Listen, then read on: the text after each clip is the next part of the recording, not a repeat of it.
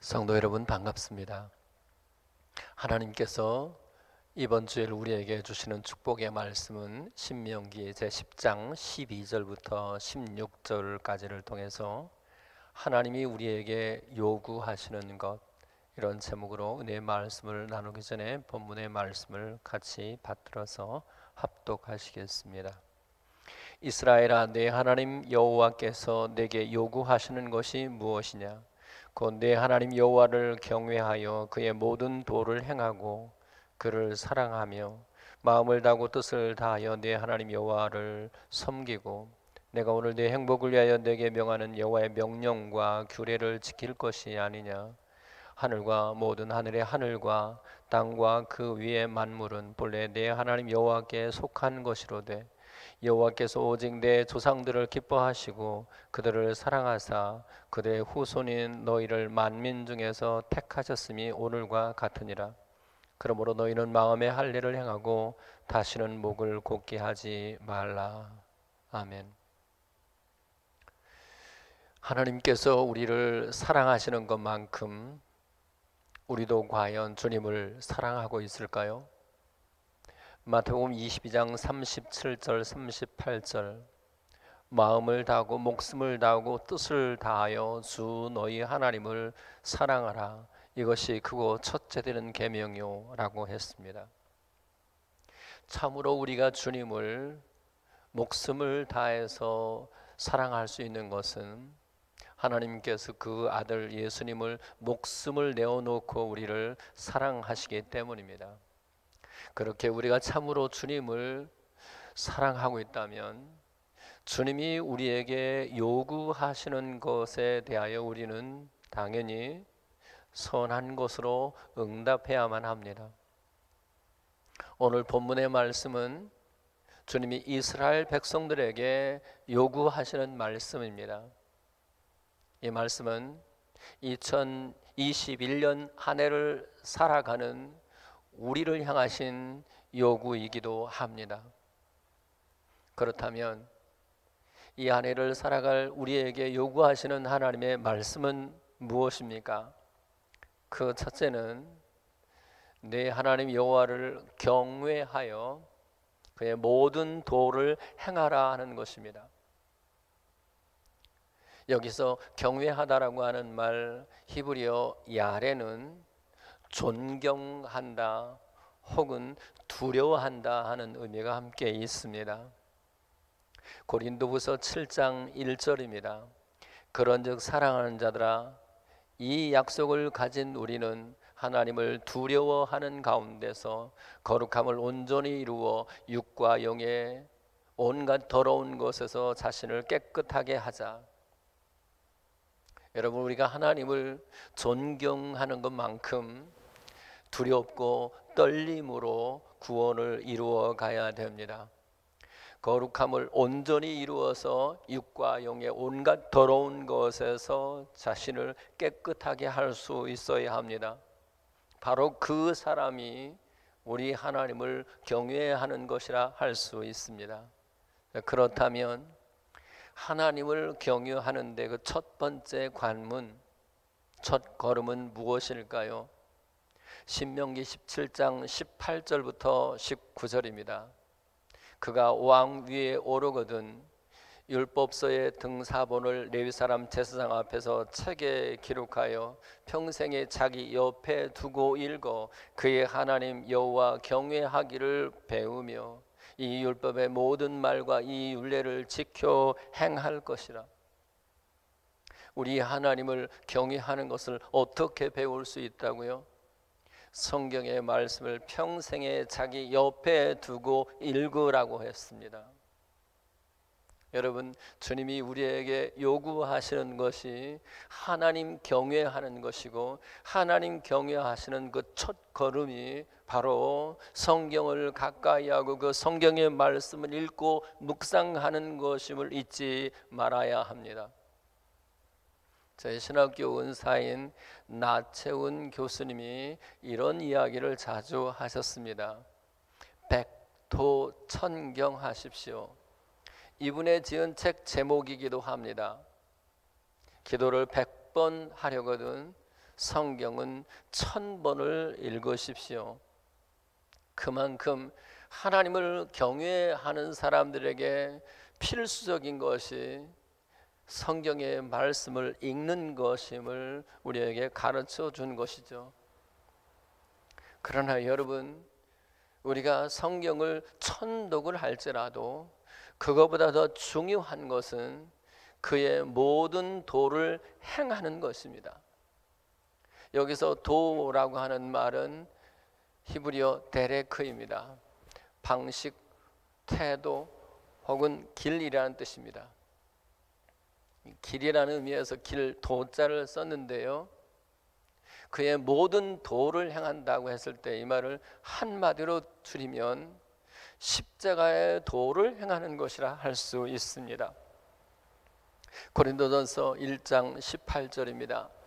십자가의 도가 멸망하는 자들에게는 미련한 것이요 구원을 받는 우리에게는 하나님의 능력이라. 참으로 우리 하나님을 경외하는 사람들은 반드시 십자가의 도를 행하게 되어 있습니다.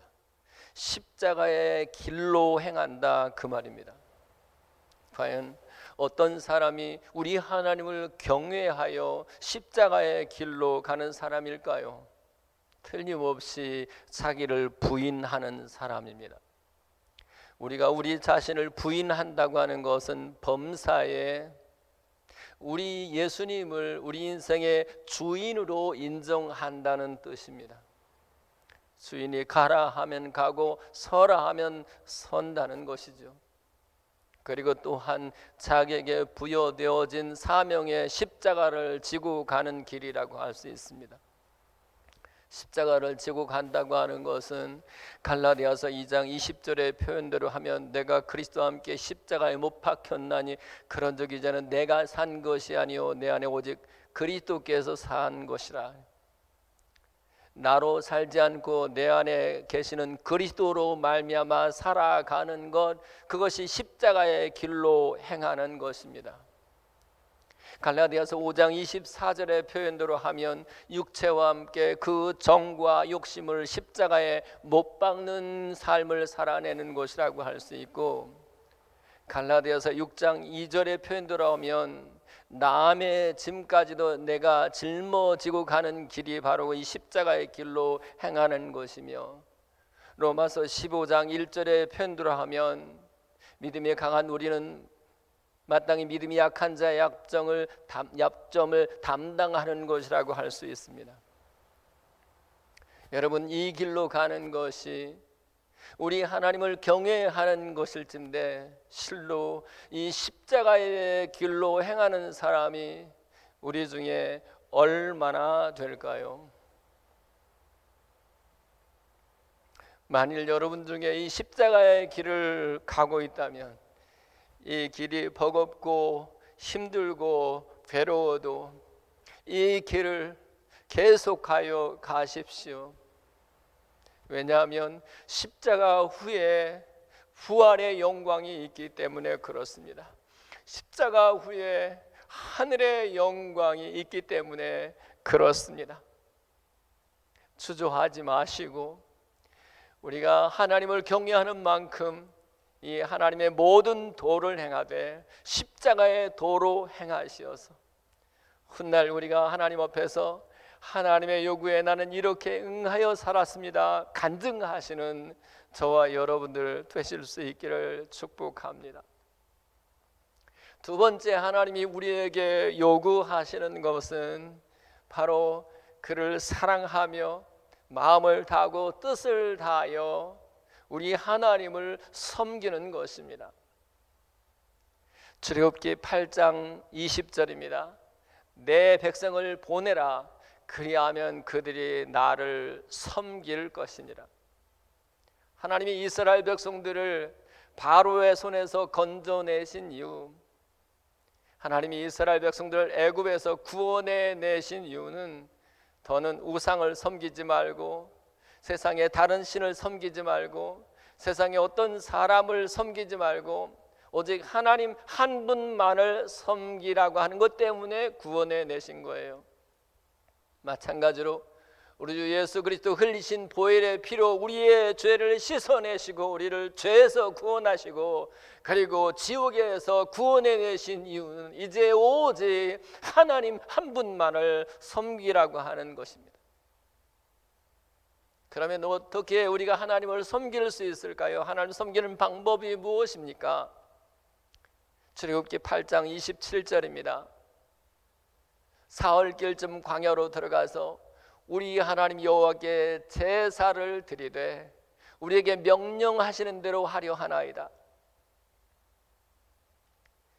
우리 하나님을 섬기는 절대적인 방법이 무엇이냐? 하나님께 예배하는 것입니다.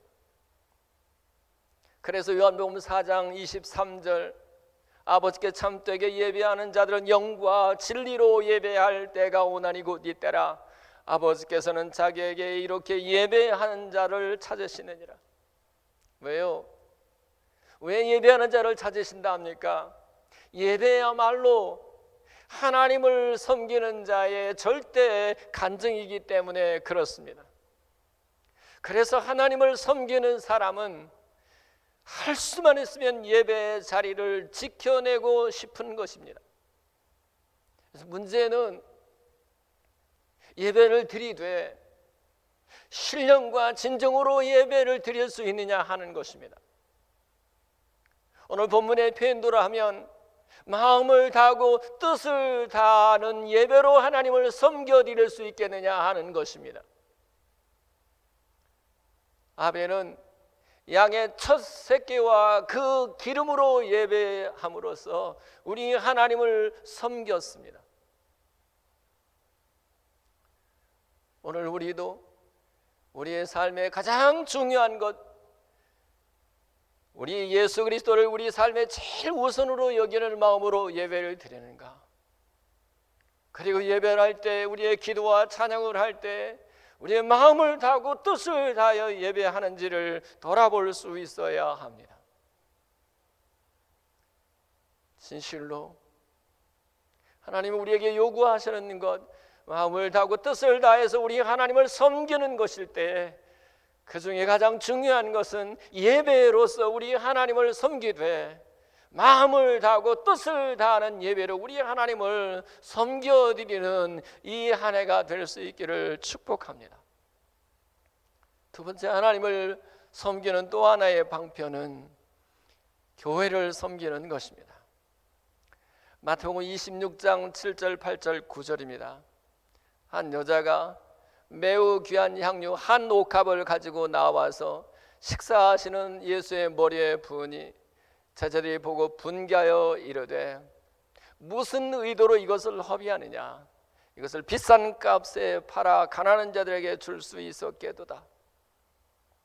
여러분, 오늘날도 교회를 위해서 시간을 드리고 물질을 드리고 그리고 몸을 드릴 때에 어떤 사람들이 분개하면서 왜 이것을 허비하는가? 차라리 이것을 교회에 드리는 것보다 가난한 사람들에게 주는 것이 더 낫지 않겠느냐고 말할 사람이 있을지도 몰라요.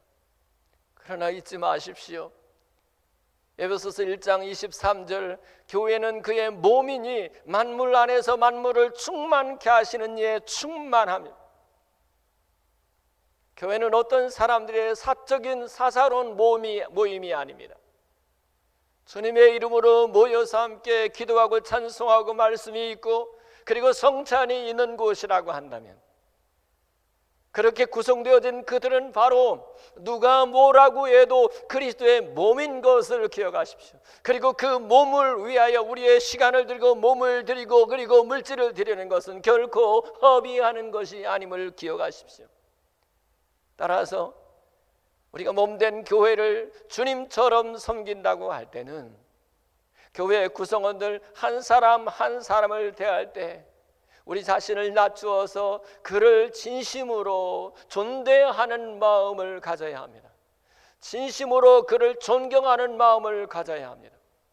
잊지 마십시오.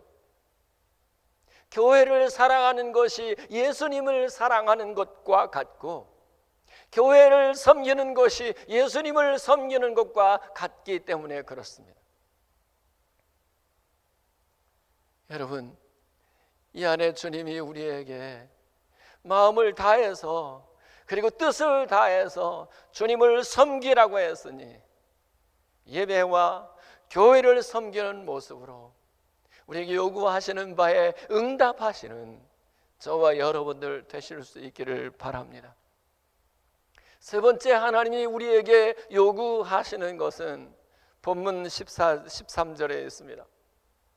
내가 네 행복을 위하여 내게 명하는 여호와의 명령과 규례를 지킬 것이 아니냐. 행복을 위해서 하나님 우리가 행복하기를 원합니다.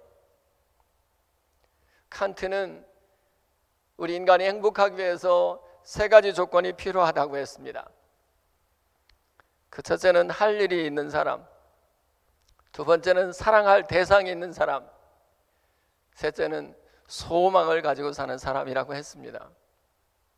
혹시 우리 중에 연세가 되신 분들은 나는 할 일이 없어서 불행하다고 생각합니까? 그렇지 않습니다. 우리 예수 믿는 사람이 할 수 있는 최고한 가장 중요한 일은 기도하는 일입니다. 왜요? 기도 외에는 이런 유가 나갈 수 없다고 했기 때문에 그렇습니다. 여러분들이 지금 연세가 드셨어도 기도하는 일을 계속하고 있다면 여러분이 이미 행복한 사람입니다. 그리고 여러분 주변에 있는 사람들을 사랑하고 있다면 여러분은 지금 행복한 사람이고, 이 썩어질 세상에 대한 소망이 아니라 천국에 대한 소망을 가지고 있다면 우리는 지금 행복한 사람이에요. 우리 앞에 전개되어지는 사회적인, 정치적인 이런 것들을 돌아보면 참 절망스럽습니다. 눈물이 나고 슬픕니다. 그러나 어차피 예수님 말씀하신 것은 내 나라는 이 세상에 속한 것이 아니라고 했고, 결국 우리의 소망도 천국에 있다고 하는 것이 분명하다면 천국 소망을 가지고 있는 우리들은 언제든지 행복할 수밖에 없어요. 예수를 믿는 우리들은 그 자체로 이미 행복할 수 있는 충분한 조건들을 가지고 있는 것이죠. 그런데도 불구하고 소위 예수를 믿는다고 하는 우리들이 왜 종종 이렇게 우울하고 불행하다는 느낌에 사로잡히게 될까요? 이유는 죄가 우리 마음을 장악하고 있기 때문입니다. 죄가 우리 마음을 지배하고 있기 때문입니다. 그것이 시기이든 미움이든 악심이든 어떤 종류의 죄든지 죄가 우리 마음을 지배하고 있는 동안에는 행복하지가 않아요. 죄 지으면 늘 쫓기듯이 불안하거든요. 근데 여러분 그거 아십니까? 죄 중에 가장 크고 무서운 죄는 우리 주님을 믿지 않는 죄라는 거 말입니다. 요한복음 16장 9절입니다. 죄에 대하라 하면 그들이 나를 믿지 아니하며. 창세기 3장 17절과 18절입니다. 아담에게 이르되 네가 네 아내의 말을 듣고 내가 네게 먹지 말라 나무 열매를 먹었은즉 땅은 너로 말미암아 저주를 받고 너는 내 평생에 수고하여야 그 소산을 먹으리라. 땅이 내게 가시덤불과 엉겅퀴를 낼 것이다. 자, 가시덤불과 엉겅퀴, 그리고 수고로움, 그리고 땅이 저주를 받음, 이 모든 것들을 한마디로 말하면 불행해지는 거예요. 왜 불행해졌을까요? 하나님이 먹지 말라고 한 그 선악과를 먹었기 때문이에요. 하나님의 말씀에 순종하지 않았기 때문입니다. 하나님을 믿지 않았기 때문에 그래요. 한마디로 하나님을 떠나서는 우리 인간이 절대로 행복할 수 없다는 거예요. 우리를 하나님의 형상이라고 부르는 이유가 뭔지 압니까? 물고기가 물을 떠나서는 어떤 경우에도 행복할 수가 없어요. 마찬가지로 우리에게 산의 진미, 구중궁궐, 좋은 집에 좋은 음식을 다 가지고 살아도요, 하나님을 떠나서는 우리는 행복할 수가 없어요. 하나님의 말씀을 떠나서는 행복할 수가 없어요. 근데 우리는 자꾸 우울할 때, 또는 불행하다는 느낌이 들 때 우리에게 전개되어지는 상황, 환경에서 그 불행의 요소를 찾으려고 해요. 그렇지가 않아요. 우리가 정말로 불행한 이유는 내 마음으로부터 하나님을 믿지 않고 하나님을 떠나서 하나님 말씀을 순종하지 않기 때문인 것을 기억하면서, 여러분, 종종 밀려오는 우울한 마음과 불행감이 찾아올 때마다 그 원인을 하나님과의 관계에서 발견하시고 다시 한번 이 한 해 하나님의 행복으로 행복해지는 저와 여러분들 되시기를 바라요. 오늘 13절을 다시 기억해 주십시오.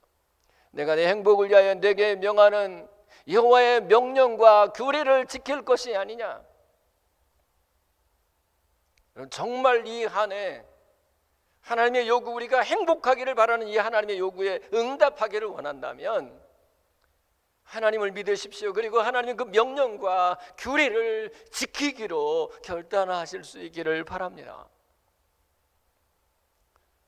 네 번째, 하나님이 2021년 한 해를 살아가는 우리에게 요구하시는 메시지는 본문 14절과 15절에 있습니다.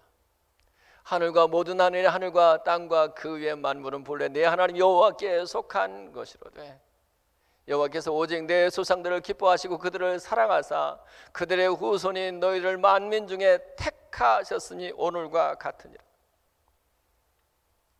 하나님이 우리를 만민 중에서 택하셨다고 하는 것을 기억하고 살라는 것이 우리를 향하신 하나님의 요구입니다. 택하심, 이 말을 다른 말로 말하면 예정하심이라고 할 수 있습니다. 하나님이 우리를 만세전에 그리스도 안에서 예정하시고 택하셨다는 뜻이 무엇일까요? 그것은 운명론과는 전혀 달라요. 소위 그 팔자론을 펼치는 운명론, 숙명론과는 달라요. 어떤 사람은 그래요. 그 성격을 좀 고치라고 하면 본래 하나님이 나를 이렇게 만들었다고. 그리고는 자기의 어떠함을 자꾸 합리화시키는 것은 운명론이고 숙명론이에요. 그런 예정론이 숙명론과 어떻게 다르냐? 예정론은 하나님이 나를 이처럼 사랑하시는구나, 하나님이 나를 이처럼 기뻐하시는구나 하는 것을 기억나게 하는 것이 예정론입니다. 무엇보다도 예정론 혹은 하나님이 나를 택하셨음을 통해서 가르치려고 하는 것은 우리가 열매 맺는 백성이 되어야 된다는 것입니다. 요한복음 15장 16절입니다. 너희가 나를 택한 것이 아니요 내가 너희를 택하여 세웠나니 이는 너희로 가서 열매를 맺게 하고 또 너희 열매가 항상 있게 하여 내 이름으로 아버지께 무엇을 구하든지 다 받게 하려 함이라. 우리가 주님 택한 게 아니고요, 하나님이 우리를 택하셨대요. 그렇게 하나님이 우리를 택하시고 예정하신 까닭이 뭐라고요? 우리로 열매를 맺게 하고 우리 열매가 항상 있게 하는 것. 그래서 하나님이 나를 정말 그리스도 안에서 택정하셨다, 나를 예정하셨다라고 하는 이 확신은 우리로 하여금 그렇기 때문에 나는 아무렇게나 살아도 된다, 내 성격 이러니까 그냥 누구 고칠 생각하지 말라고 아니라 이제는 내가 내 마음을 새롭게 해서 하나님이 기뻐하시는 아름다운 성령의 열매를 맺는 삶을 살아내야 된다라고 하는 것을 가르쳐 주는 거예요. 그러니까 하나님의 요구하시는 것, 너는 택함받은 사람이야 라고 가르쳐 주는 것은 뭐라고요? 이제 이 안에 우리가 하나님 앞에서 하나님 기뻐하시는 성령의 9가지 열매를 맺는 삶을 살아내야 한다는 것입니다. 열매 맺는 백성 되십시오. 그것이 오늘 본문을 통해서 우리에게 주시는 하나님의 요구인 것을 기억하시기 바랍니다. 마지막으로 하나님이 우리를 향하신 그 요구는 바로 오늘 본문 16절에 있습니다. 그러므로 내 마음에 할례를 행하고 다시는 목을 곧게 하지 말라. 창세기 17장 10절입니다. 너희 중 남자는 다 할례를 받으라. 이것이 나와 너희와 너희 후손 사이에 지킬 내 언약이니라. 할례는 하나님과 우리 사이에 언약의 관계가 설정되었음을 몸의 흔적으로 남기는 것입니다. 그런데 오늘 본문은 몸의 흔적으로서 할례가 아니라 마음의 흔적으로서 할례를 받으라고 말씀하십니다. 로마서 2장 29절입니다. 오직 이면적 유대인이 유대인이요 할례는 마음에 할지니 영에 있고 율법 조문에 있지 아니하는 것이라. 그 칭찬이 사람에게서가 아니요 다만 하나님에게서니라. 그 사람 몸의 흔적, 몸의 할례가 아니고 마음의 할례를 받아야 된다는 것입니다. 그럼 그 마음의 할례를 받은 사람은 어떤 사람일까? 빌립보서 3장 3절입니다. 하나님의 성령으로 봉사하고 예수로 자랑하고 육체를 신뢰하지 아니하는 우리가 곧 할례파라. 마음의 할례를 받은 사람은 봉사를 할 때도 하나님의 성령으로 봉사해요. 자기의 힘으로 봉사하지를 않아요. 베드로서 4장 11절입니다. 누가 봉사하려면 하나님이 공급하시는 힘으로 하라. 이는 범사의 예수 그리스도로 말미암아 하나님이 영광을 받으시게 하려 함이니 그에게 영광과 권능이 세세 무궁하도록 있느니라. 하나님의 성령으로 봉사하는 것과 하나님의 공급하시는 힘으로 봉사하는 것은 의미가 같아요. 여러분, 하나님의 성령으로 혹은 하나님의 공급하시는 힘으로 봉사하는 사람들은 주어진 일이 어떤 일이든지 그 일을 두고 지쳐하거나 혹은 쓰러지거나 시험 드는 일이 없습니다. 내 힘으로 하지 않고 전능하신 하나님이 공급하시는 힘으로 하기 때문에 그래요. 물론 그 결과를 두고도 내 힘으로 한 것이 아닌 까닭에 언제든지 예수 그리스도로만 자랑하게 되어 있습니다. 그리고 영광도 오직 예수님께만 돌리게 되어 있습니다. 오른손이 한 것을 왼손이 모르게 한다 그 말입니다. 무엇보다도 그 사람은 육체를 신뢰하는 법이 없습니다. 그 육체가 내 자신이든 내 주변의 사람들이든 육체를 신뢰하지 않아요. 여러분, 여러분의 주변의 사람이 누구든지 간에 그 사람은 그저 우리가 사랑해야 할 대상으로만 생각해야 돼요. 믿는 도끼에 발등 찍혀요. 그것이 다만 저 정치인들 가운데만 나타나는 현상이 아닙니다. 잊지 마십시오. 사람은 절대로 믿을 만한 대상이 아니에요. 그저 사랑해야만 하는 대상일 뿐이에요. 우리가 믿고 의지할 분은 오직 하나님 한 분뿐인 것을 잊지 말아야 합니다. 그 사람이 마음의 할례를 받은 사람이에요. 사람을 믿음의 대상으로 삼지 않고 사랑의 대상으로 삼으면 사람들을 기대하지도 않고 사람들을 의지하지도 않을 뿐만 아니라 어떤 사람에 대해서 실망했다고 하는 생각이 들지 않아요. 신앙생활하면서 어떤 사람에 대해서 실망했다는 느낌이 찾아오면 시험이 들고 주님 떠나잖아요. 그럴 이유가 없어요. 제 말씀을 맺습니다. 정말 주님을 사랑하는 사람은 주님이 우리에게 요구하는 바에 반드시 응답하게 될 것입니다. 주님이 2021년 한 해를 살아가는 우리들에게 요구하시는 첫째는 우리 하나님을 경외하여 존경하고 두려워하여 하나님의 말씀, 성경 말씀을 늘 가까이 하고 그의 모든 도를 행하라, 십자가의 도로 행하라, 십자가의 길로 행하라고 우리에게 가르쳐 주시고 또 마음을 다하고 뜻을 다해서 우리 하나님을 예배로 섬기라는 것, 교회를 그리스도의 몸으로 섬기라고 하는 요구를 우리에게 하고 있으며 또 이 한 해를 살아가는 동안에 하나님의 행복으로 행복하게 살라는 것입니다. 그 방법이 무엇이라고요? 하나님의 명령과 규례를 지키면 반드시 행복해질 수 있다는 것이고, 또 하나 하나님께서 우리를 만민 중에 택하셨습니다. 하나님이 나를 택하셨구나. 그 택한 이유가 뭐라고요? 택하셨으니 아무렇게나 살아도 된다는 게 아니라고요. 오직 하나님이 기뻐하시는 열매 맺는 백성이 되라고 하는 것이며, 무엇보다도 하나님께서 우리를 마음의 할례를 행하고 목을 곱게 하지 말라. 마음의 할례를 받은 사람에게 절대로 나타나는 경우에 그것은 바로 내가 한 것이 하나도 없기 때문에 하나님께만 영광 돌리고 자기를 자랑하지 않을 뿐만 아니라 교만할 수가 없습니다. 부디 이 한 해 하나님이 저와 여러분들에게 요구하시는 것에 믿음으로 응답하시는, 그래서 하나님 앞에 칭찬받는 저와 여러분들 되실 수 있기를 바랍니다. 기도합시다. 하나님, 우리 아버지께서 우리에게 요구하시는 바에 믿음으로 응답하는 저희들이 되도록 도와주시옵소서. 예수 그리스도의 이름으로 기도하옵나이다. 아멘. 이제는 우리 주 예수 그리스도의 은혜와 하늘 우리 아버지 크신 사랑하심과 성령님의 역사 위로 충만 교통케 하심이, 하나님의 요구하심에 믿음으로 응답하기로 결단하는 여기 귀한 종들의 머리 위에와 우리 한국의 여러 목사님들과 교회 가운데와 미국과 미국 교회들 가운데 우리의 성도들 가운데 지금부터 영원토록 함께 있어지기를 간절히 축원하옵나이다. 아멘.